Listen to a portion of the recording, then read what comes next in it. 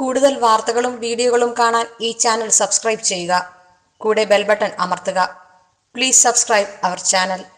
നമസ്കാരം. കുറേ ദിവസങ്ങളായിട്ട് ഞങ്ങളുടെ വീഡിയോയിലൊരു കമൻറ്റ് വന്നുകൊണ്ടിരിക്കുക. ജോലി കിട്ടാൻ എനിക്കൊരു മന്ത്രം പറഞ്ഞു തരുമോ? തരാമല്ലോ. പ്രയോഗിക്കാൻ അറിയണം കേട്ടാ. അഭിമന്യു ചക്രവ്യൂഹത്തിൽ കയറിയ ഒരു കഥയുണ്ട് പഴയ കാലത്ത്. അഭിമന്യു ചക്രവ്യൂഹത്തിൽ കയറി കഴിഞ്ഞിട്ട് പിന്നെന്താ സമയം? നമ്മൾ ഈ കയറാൻ മാത്രം പഠിച്ചാൽ മതിയോ? ഇറങ്ങൂടെ വേണ്ടേ? മന്ത്രം ഞാൻ പറഞ്ഞുതരാം. സംശയമില്ലാത്ത കാര്യമാണ്. ജോലി കിട്ടാൻ നല്ല സുന്ദരങ്ങളായ മന്ത്രങ്ങൾ ഇഷ്ടം പോലെ ഋഷീശ്വരന്മാർ സൃഷ്ടിച്ചു വെച്ചിട്ടുണ്ട് ജോലി കിട്ടാൻ. ഗ്രഹനിലയിൽ യോഗം കൂടെ വേണം. സർക്കാർ ജോലി എന്ന് പറഞ്ഞാൽ എന്താ? പഴയ കാലത്ത് പറഞ്ഞു വെച്ചിരുന്നിരിക്കുന്ന സാധനം എല്ലാം ഡെവലപ്മെൻറ്റ്സായിട്ട് ഇപ്പോൾ ഇങ്ങനെ പറഞ്ഞു പോകുന്നേ ഉള്ളൂ. പഴയ കാലത്ത് രാജകൊട്ടാരത്തിൽ എന്തെങ്കിലും ജോലി കിട്ടുമോ? രാജകൊട്ടാരത്തിലെ വൈദ്യനാവോ, രാജകൊട്ടാരത്തിലെ ജ്യോത്സ്യനാവോ, രാജകൊട്ടാരത്തിലെ പാറാവുക, അതൊക്കെയാണ് ഇന്ന് എന്താ പറയുക, യോദ്ധാവ് ആരാ? പട്ടാളക്കാരനാവോ, വൈദ്യനാവോ, രാജകൊട്ടാരത്തിലെ ഡോക്ടറാവോ, സർക്കാർ ഡോക്ടറാവോ, ഇതൊക്കെ ഓരോന്നിനും ഓരോ ഇതുണ്ട്. ഒരു തോഴി സ്വീപ്പറാവോ, അവസാന ഗ്രേഡിലെ ഒരു ജോലി കിട്ടുമോ? അത് സർക്കാരാണോ അതോ നാട്ടിലാണോ? നാട്ടിൽ ജോലി കിട്ടുകയാണെന്ന് പറഞ്ഞു കഴിഞ്ഞാൽ നമ്മൾ എന്തെങ്കിലും പണിയെടുത്തതിന് ശേഷം അവിടുന്ന് കാശ് മേടിക്കണം.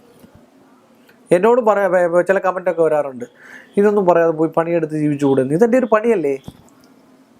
ഇതും ഒരു പണിയാണ്. എനിക്ക് ജീവിക്കാൻ അറിയാവുന്ന ഒരു പണി. അവരവർ ചെയ്യുന്ന പണിയെ അവരവർക്ക് അറിയുള്ളൂ. ഇതും ഒരു പണി തന്നെയാണ്. ഇതിങ്ങനെ പറഞ്ഞു തരണമെങ്കിലും അതൊരു പണിയാണ്. എല്ലാതും ആ പണിക്ക് അതിൻ്റെതായിട്ടുള്ള മാഹാത്മ്യം, ഐശ്വര്യവും സമ്പൽ സമൃദ്ധിയൊക്കെ ഉണ്ട്. പിന്നെ ഓരോരുത്തർക്കും ഓരോ പണി പറഞ്ഞിട്ടുണ്ട്. അതിപ്പോൾ എനിക്കൊന്നും പറയാൻ പറ്റില്ലല്ലോ. എന്ന് പറഞ്ഞ പോലെ സർക്കാർ ജോലി കിട്ടാനായിട്ട് മന്ത്രം ഏറ്റവും നല്ല മനസ്സിനെ ശുദ്ധീകരിക്കുക. നന്നായിട്ട് അങ്ങോട്ട് മനസ്സിനെ ശുദ്ധീകരിച്ച് എല്ലാ ദിവസവും രാവിലെ ഗായത്രി, ഞാൻ മുമ്പേ പറഞ്ഞു മീറ്ററാണ് ഗായത്രി അങ്ങോട്ട് ജപിച്ച് നന്നായിട്ടിരുന്ന് അങ്ങോട്ട് പഠിച്ച് ഓം ഭൂർ സ്വാഹ തത്സവിതുർവരണ്യം ഭർഗോ ദേവസ്യ ധീമഹി ധിയോ യോന പ്രചോദയാൽ. തീയെ ഉണർത്തുക. തീ എന്ന് പറഞ്ഞാൽ ബുദ്ധി എന്നാ. ആ ബുദ്ധിയെ നന്നായിട്ടൊന്ന് ഉണർത്തിയിട്ട് അങ്ങോട്ട് പഠിച്ചിട്ട് PSCയുടെ ടെസ്റ്റ് എഴുതേ. അപ്പം നിങ്ങൾ ചിലപ്പോൾ വിചാരിക്കുന്നത് ഞാൻ പറഞ്ഞിട്ട് ഞങ്ങൾക്ക് അറിയാമെന്ന് പറയും. അപ്പം മന്ത്രം കൂടെ ജപിക്കാൻ ഞാൻ പറഞ്ഞിട്ടുണ്ട്. ഗായത്രി ജപിക്കുമ്പോൾ ശുദ്ധമാകും മനസ്സും ശരീരവും, ഓർമ്മശക്തി ലഭിക്കും, തീ ഉണരും, ബുദ്ധി ഉണരും. നമ്മൾ യോഗ ചെയ്യുന്നത് എന്തിനാ? അല്ലെങ്കിൽ ശ്വാസോച്ഛ്വാസ സംബന്ധമായിട്ടുള്ള വിഷയങ്ങൾ ചെയ്യുമ്പോൾ നമുക്ക് രക്തചംക്രമണം ഉണ്ടായതിന് ശേഷം നമ്മുടെ തലച്ചോറ് നല്ല വ്യക്തമായിട്ട് അതിനെ ഉൾക്കൊള്ളാനായിട്ടുള്ള ഒരു എന്താ പറയുക, കമ്പ്യൂട്ടർ പിടിച്ചെടുത്ത് വെച്ചിരിക്കുന്നത് പോലെ ഒരു സോഫ്റ്റ്വെയർ പോലെ നമ്മൾ പഠിക്കുന്ന സാധനം അതുപോലെ നമ്മുടെ ശിരസിനുള്ളിൽ നമ്മുടെ തലച്ചോറിൽ കയറും. നമ്മൾ ചില കാര്യങ്ങളൊക്കെ കേട്ട് കഴിഞ്ഞാൽ മറക്കാതിരിക്കുന്നതിൻ്റെ കാര്യമില്ല. നമ്മൾ നല്ലതായിട്ട് സ്നേഹിക്കുന്ന ഒരാൾ നമ്മളെ ചീത്ത വിളിച്ചു കഴിഞ്ഞാൽ ജീവിതത്തിൽ ഞാൻ മറക്കത്തില്ലെന്ന് പറയും. പക്ഷെ ചിലപ്പോൾ 10,000 രൂപ നമ്മൾ എവിടെയെങ്കിലും കൊണ്ടുവച്ചിട്ട് നാളെ എവിടെയാണെന്ന് ചോദിച്ചാൽ നമുക്ക് അറിയത്തില്ല. അതെന്താ? അപ്പോൾ അതിനെ നിസ്സാരമായിട്ട് കാണും.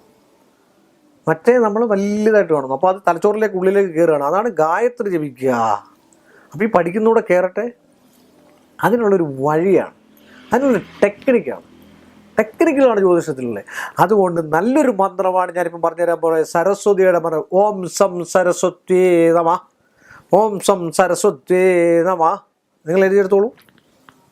ഈ മന്ത്രം ഈ ഋഷിയും ഛന്ദസ്സും ദേവതയെ ഉദ്ദേശിച്ച് ജപിക്കുക, അല്ലാതെ സാധാരണക്കാർക്കും ജപിക്കാവുന്നതാണ്. അതുപോലെ തന്നെ സരസ്വതി ക്ഷേത്രത്തിൽ പോയി എല്ലാ ദിവസങ്ങളിലും ബുധനാഴ്ച പ്രത്യേകം 21 വലം വയ്ക്കുക. സരസ്വതിക്ക് താമര ഇതളുകൊണ്ടുള്ള മാല ചാർത്തുക, താമര ഇതളുകൊണ്ട് അർച്ചന നടത്തുക. അതുപോലെ വിദ്യാരാജഗോപാല മന്ത്രം ജപിക്കുക.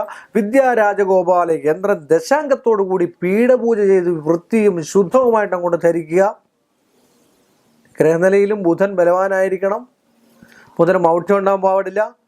മറഞ്ഞ ബുധൻ തെളിഞ്ഞ വിദ്യ ചെയ്യുന്ന, മറഞ്ഞിരിക്കുന്ന ബുധൻ കുറച്ച് നാൾ വിദ്യാഭ്യാസത്തിൽ തടസ്സങ്ങളും ഭ്രാന്തുകളും ഒക്കെ ഉണ്ടാക്കിയതിന് ശേഷം നല്ലൊരു വിദ്യ, എല്ലാത്തിനും അതൊരു കവിത എഴുതുന്ന ഒരു ഭ്രാന്തുണ്ട്, ഒരു സിനിമ ഡയറക്ടർക്ക് ഭ്രാന്തുണ്ട്, ഒരു വർക്ക്ഷോപ്പുകാരന് ഭ്രാന്തുണ്ട്, ഡോക്ടർക്ക് ഭ്രാന്തുണ്ട്, അവൻ്റെ ആ ഒരു ജ്യോത്സ്യനെ എനിക്ക് ഭ്രാന്തുണ്ട്. അപ്പോൾ അതിൻ്റെ ആയിട്ടുള്ള ഇറങ്ങി ചെന്നിട്ട് നമ്മൾ നന്ന സുന്ദരമായിട്ടൊന്ന് പഠിച്ച് നോക്കി നന്നായിട്ട് PSC ലിസ്റ്റ് എഴുതുകയാണെങ്കിൽ മന്ത്രപ്രയോഗം കൂടെ ഉണ്ടെങ്കിൽ 100% നിങ്ങൾക്ക് സർക്കാർ നല്ല ഉന്നത സർക്കാരേതര തുല്യമായിട്ടുള്ള ജോലി നിങ്ങൾക്ക് കിട്ടും. സർക്കാർ ജോലി വേണമെന്നില്ലല്ലോ. മാസാമാസം പെൻഷൻ കഴിച്ച് ജീവിക്കാൻ വേണ്ടിയല്ലേ സർക്കാർ ജോലി വേണം, ജീവിതകാലം മൊത്തവും. അതാണ് നമ്മുടെയൊക്കെ ഏറ്റവും വലിയ ആഗ്രഹം. സർക്കാർ ജോലി കിട്ടി കഴിഞ്ഞാൽ പിന്നെ ഒരു 58 വയസ്സ് കഴിഞ്ഞ് കഷ്ടപ്പെടുകയൊന്നും വേണ്ടല്ലോ. മാസാമാസം വീട്ടിൽ ഇരുന്ന് ചുള എണ്ണി മേടിച്ച് നമുക്ക് കഴിയാം. പിന്നെ അല്പം ഞൊട്ടിലോടുക്ക് വിദ്യയോടെ പഠിച്ചു കഴിഞ്ഞാൽ എന്തെങ്കിലും ഒരു കടയൊക്കെ ഇട്ട് കഴിഞ്ഞാൽ മറ്റു കാര്യങ്ങളൊക്കെ ഓക്കെ, ജീവിതം സുരക്ഷിതമായി. ഗുരുവായൂരപ്പ ജപിച്ചു കഴിഞ്ഞാൽ ഈശ്വരൻ 100% തരും, സംശയമില്ലാത്ത നല്ല സുഖജീവിതം ഉണ്ടാകട്ടെയെന്ന് ആശംസിച്ചുകൊണ്ട് ഈ എപ്പിസോഡ് ഞാനിവിടെ അവസാനിപ്പിക്കുന്നു. മറ്റൊരു എപ്പിസോഡുമായിട്ട് വരുന്നവരെ എല്ലാ മാന്യ പ്രേക്ഷകർക്കും എൻ്റെ വിനീതമായ നന്ദി, നമസ്കാരം. കൂടുതൽ വാർത്തകളും വീഡിയോകളും കാണാൻ ഈ ചാനൽ സബ്സ്ക്രൈബ് ചെയ്യുക.